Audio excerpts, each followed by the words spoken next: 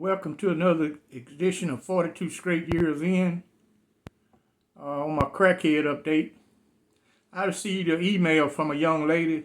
She said her name was Apple Hernandez.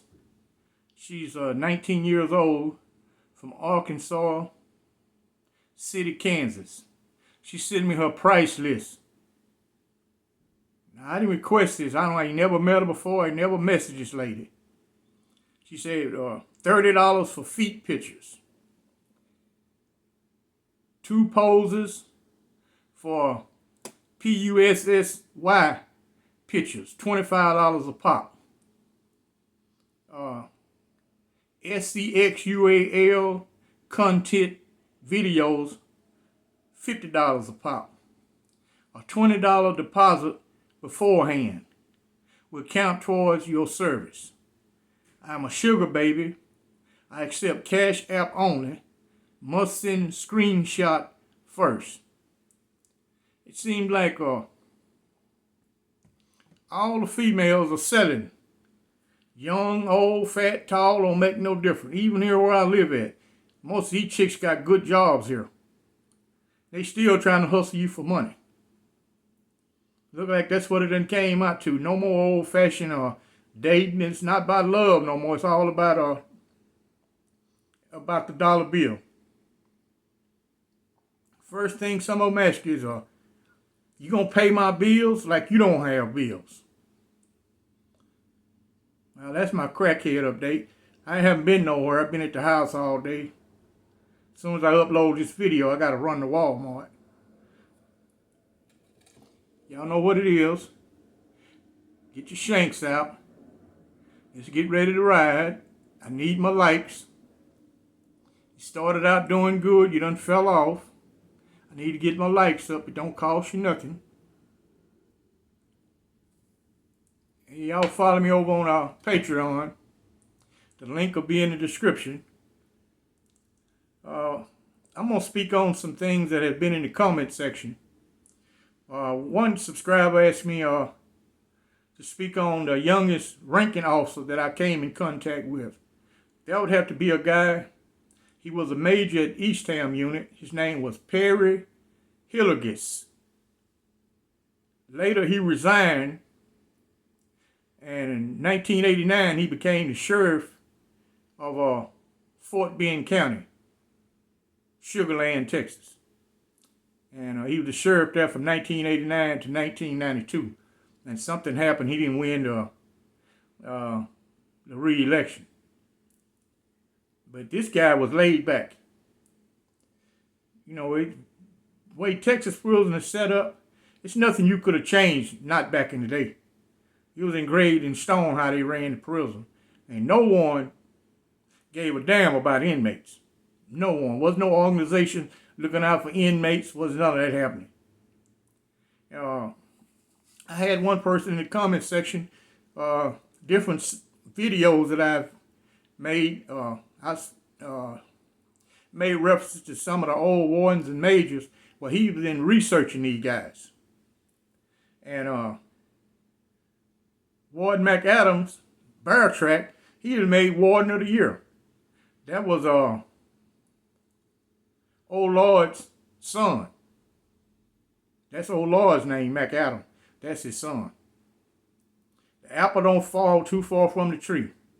The only difference was, old Lord will shoot you, and Bear will beat you to death.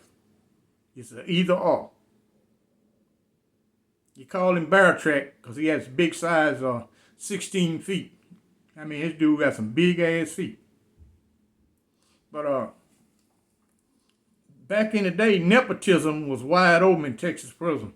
Seemed like everybody worked at Texas prison was kin to each other. He married to his daughter. That's his first cousin. That's his nephew. They all was married. They all was intertwined.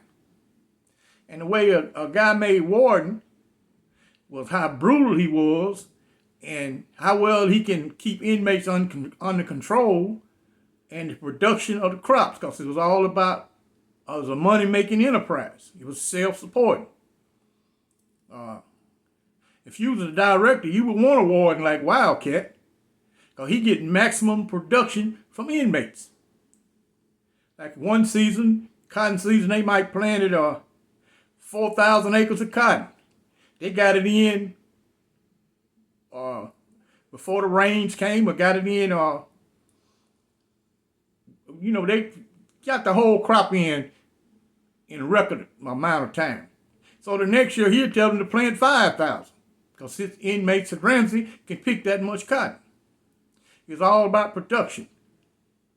And his policy was every inmate was going to work. He didn't want no sick inmates at Ramsey. Like now, most prisons, all of got inmates, 200 or 300 inmates on who don't work for medical reasons. Back then, they didn't even play that. They had designated units, prison units, for guys who had medical problems. And the good thing about somebody like Cat was there's no modern warden do none of this well. They can't do what he used to do. He really didn't give a shit about what happened at the prison. As long as you wasn't taking over the prison or planning an uprising, you were good for him. He was going to make sure the food was good because he would bring his wife and kids in the inmate dining room and they would sit down and eat out of the trays, the same trays the inmates eat out of. And he would be trying to show you on the cool side, if my family, who's free, can eat this food, you can eat it. I got to give it to him. Ramsey had good food. Everything they served was seasoned and tasted good. Yeah, one person told me that I was semi-wheezing. Well, I had been missing my medication. I got it sitting right over here. I just had been taking it. You get to thinking you're invincible. And I'm too damn old, so I got back on the meds, and I'm even feeling better. When I get through recording this video, I'm going for me a walk before it get dark. There's a park right across the street. I'm going over there and walk.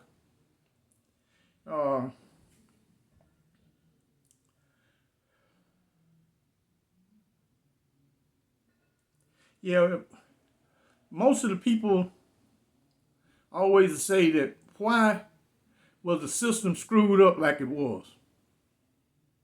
You got to look at, they ran it with maximum brutality. They started everything through violence. They didn't do all that talking and negotiating like they do now. Now, in 1978, we organized a work stoppage all across Texas prison system. And they got all these prison gangs. They can't organize a handball tournament without it being a major problem. They can't organize anything. And we've under way more pressure than what they under now. These wardens they're not going to shoot you. They're not going to beat you to death. They're not going to do none of that. Their maximum punishment is administrative segregation and high security. One or the other. And they will lock you up in there forever and let you deal with being in that cell by yourself for year in and year out. That's how they'll punish you. And now they indict you for almost everything you do. And a Texas inmate would not call the administrative bluff here on violence.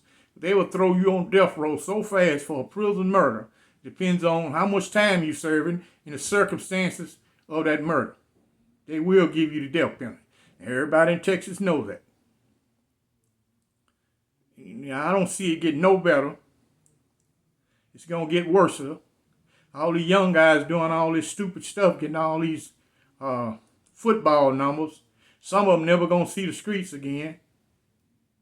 You never going to see Dallas again. When they leave out on that Bluebird, they better look at Dallas because you won't be seeing it no more. Unless you get lucky to get at Cofield or Michael's unit where you see a Dallas news station. That'd be the only way you see Dallas. If you get sent to South Texas or East Texas, it's a wrap for you. You're not going to see Dallas County no more. It's over with. The violence ain't going to stop. These young guys just throw their lives away. They don't even try to make it.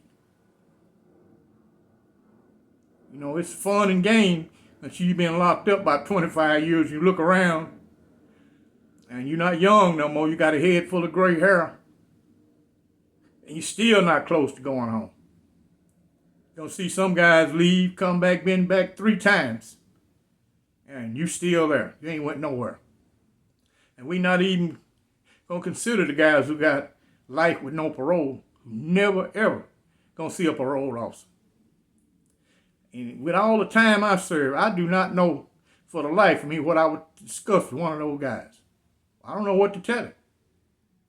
All I can tell him is the normal bullshit. Hey, man, stay busy as you possibly can. And, keep your mind occupied. That's all I can tell him. I'm not going to make this video too long because it was unplanned. But I had to upload a video.